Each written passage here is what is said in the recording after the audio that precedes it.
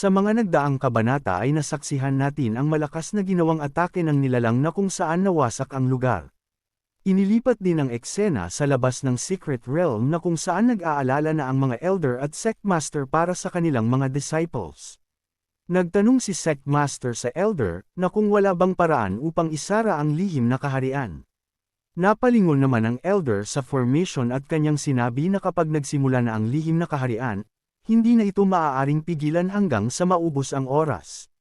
Napasigaw naman ang isang Elder at kanyang sinabi na ibig sabihin ang tanging magagawa na lang nila ay maghintay at panuulin ang kanilang mga disciple na mamatay doon.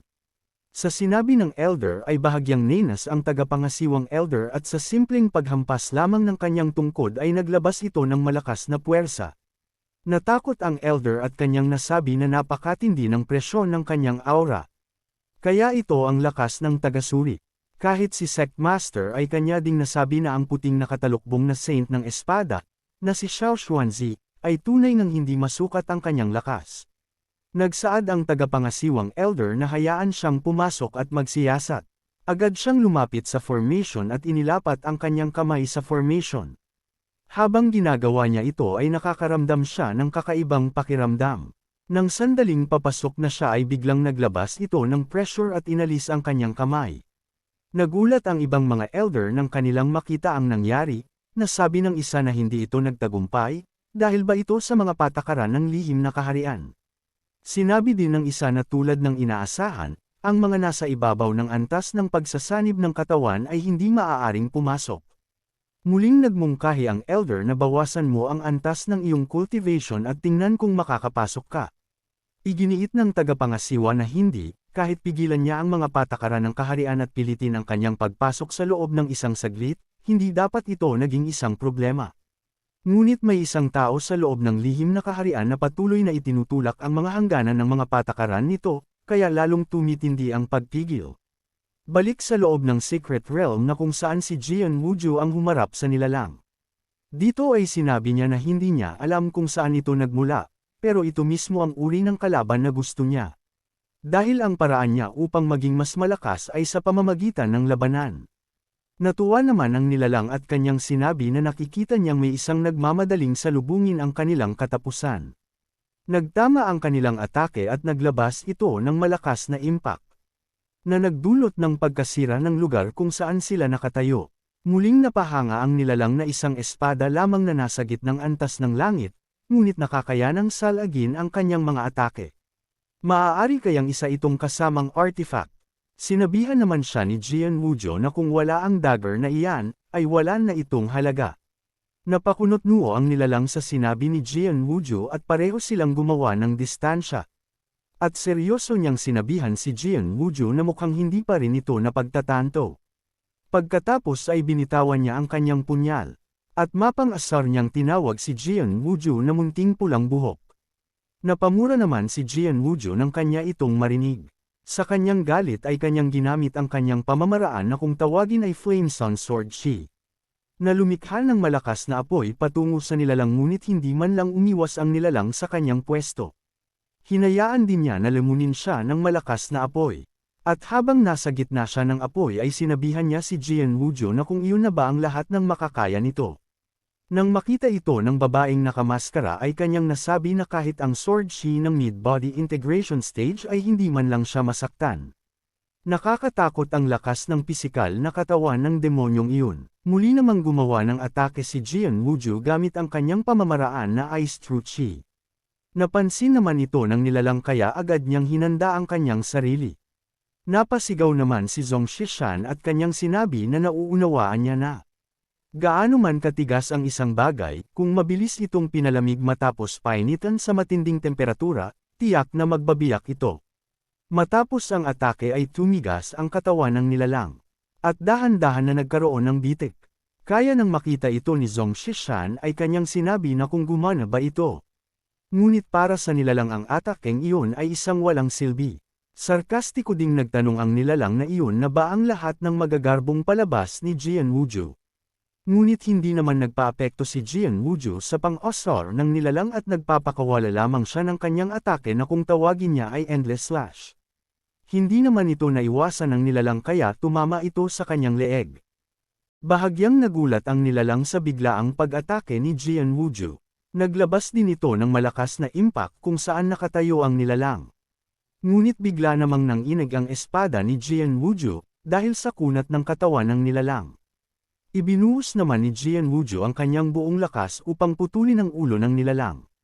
Ngunit seryoso lamang na hinawakan ng nilalang ang kanyang espada, at sabay na sinabi na hindi na masama, at sa wakas ay maayos-ayos na rin ang hiwang iyon. Matapos niyang magsalita ay gumawa ito ng malakas na suntok sa dibdib ni Jian Wuju.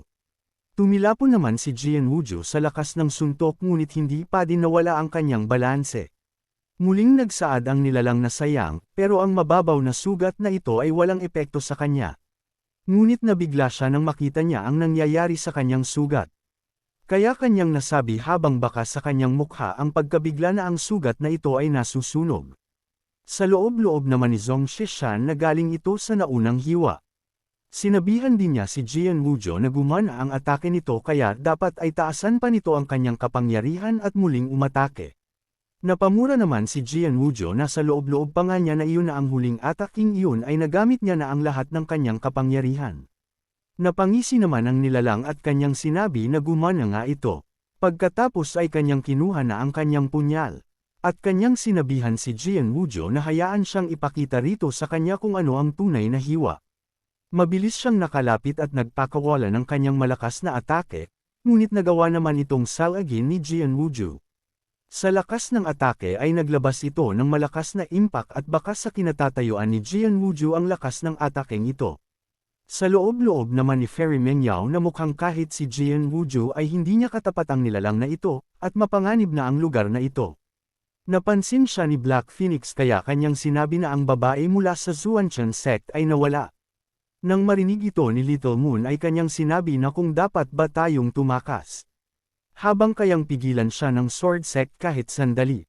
Nagsaad naman ang babaeng nakamaskara na hindi, may kaunting oras pa tayo bago magsara ang lihim na kaharian. Kung magtutulungan tayo, may pag-asa pa tayong mabuhay. Pero kung magkakahiwalay tayo, hahabulin niya tayo isa-isa. Sa mga punto namang ito ay bakas na sa mukha ni Jian Wuju na malapit na siyang bumigay. Nagkaroon na din ng bitik ang kanyang espada na dahilan upang mapasuka siya ng dugo. Nang makita ito ng babaeng nakamaskara ay kanyang sinabi na hindi na kayang pigilan ito ni Jian Wuju. Agad naman na naghanda ang ating bida at kanyang sinabi na siya na ang tutulong dito. Ngunit bago pa man sila makalapit ay kumilos na si Zion Chang. Ginamit din niya ang kanyang pamamaraan na kung tawagin niya ay ink technique to form slash. Nagtaka naman ang nilalang nang may bigla siyang naramdaman. Kaya bahagya siyang natigilan sa biglaang atake na hindi niya namalayan. Sa kabutihang palad bago pa man ito tumama sa kanyang katawan ay nailagay niya na ang kanyang punyal dito. Nagdulot ng malakas na pagsabog ang atake ni Zion Chang, na talaga namang mas malakas pa ang aura nito kumpara kay Jian Wuju. Napilitan din ang nakamaskarang babae na gumamit ng kanyang artifact upang hindi sila tamaan ng atake. Nagulat si Black Phoenix sa makapangyarihang atake na iyon. Kaya nagtanong siya na kung junior brother niya na talaga ito. Sinabi naman ng babaeng nakamaskara na ang galaw na ito ay hindi isang karaniwang kasanayan o teknik, isa itong banal na kakayahan. At nakatawid na siya sa realm Dao of the Dao. Bumaba naman sa harap ni Jian Wuju si Zion Chang. At nagsaad ito sa kanya na magpahinga na muna ang kanyang senior brother sa ngayon. At ipaubaya na nito sa kanya ang nilalang.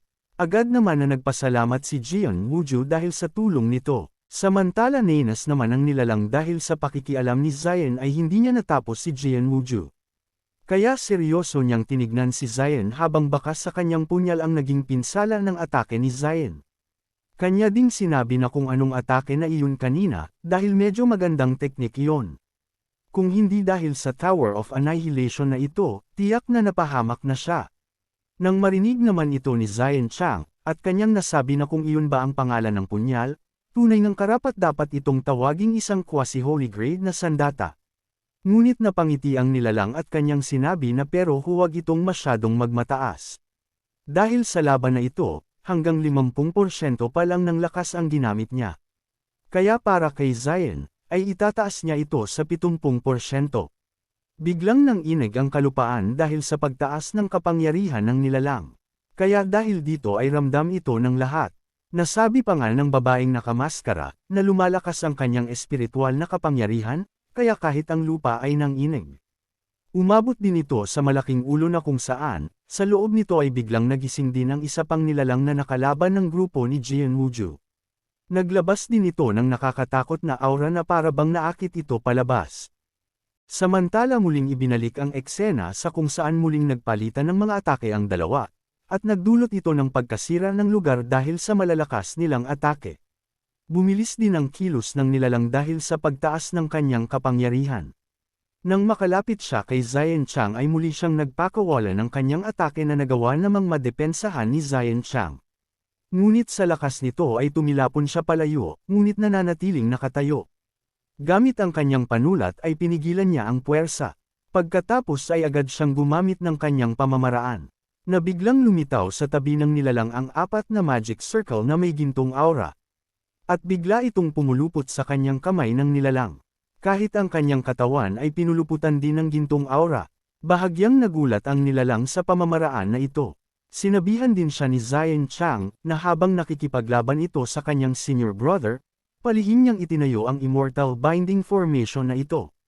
Ngunit hindi naman nabahala ang nilalang at agad na sinugitan ang kanyang sarili. Pagkatapos ay ginamit niya ang kanyang dugo upang lumikha ng mga halimaw, upang asikasuhin ang binding formation na inilagay ni Zion Chang. At nang makita niya ito ay bigla siyang pinagpawisan dahil walang kahirap-hirap nitong nasira ang kanyang inihanda. Inutusan naman na ng nilalang ang kanyang mga halimaw na atakihin si Zion Chang, na agad naman itong sinunod ng mga nilalang. Nang makita ito ni Zion Chang ay agad niyang inihanda ang kanyang sarili. Nagpakawala naman ng malakas na atake ang nilalang. At bawat daanan nito ay nahahati sa dalawa. Agad din na tumayo sina Zhong Shishan upang hindi matamaan sa malakas na atake. Pinayuhan din niya ang lahat na lumayo sa larangan ng labanan. At huwag makisangkot ang mga ito. Naghanda naman ng atake si Zion Chang, na isang pamamaraan na kung tawagin ay ing technique duality formation. Lumitaw ang isang space formation sa kanyang kinatatayuan. At pinalawak niya ito hanggang sa saklaw nito ang nilalang. Pagkatapos ay sinabayan niya ito ng kanyang atake na kung tawagin niya ay duality slash. Hindi naman nabahala ang nilalang sa atake ni Zion Chang. Nasabi pa nga niya na ang atakeng ito ay walang silbi para sa kanya. Ngunit nabigla naman siya nang mawala sa kanyang harapan ng atake. Kaya nasabi na lang niya na kung ano ang nangyayari. Dahil ang atake ay nagmula sa kanyang harapan, kaya paano ito biglaang napunta sa kanyang likuran. Nang tumama sa kanya ang atake ay gumawa ito ng napakalakas na pagsabog. Makalipas pa ang ilang mga sandali ay makikitang napinsala ng bahagya ang nilalang. Natuwa naman si Zhong Shishan nang makita niyang napinsala na ang nilalang. Biglang tumalon ng mataas si Zion Chang habang dahan-dahan naman na tumatayo ang nilalang. Muling nagpakawala si Zion Chang ng kanyang atake, na nagawa namang maiwasan ng nilalang. Ngunit bigla namang lumitaw ang atake sa kanyang kaliwang bahagi.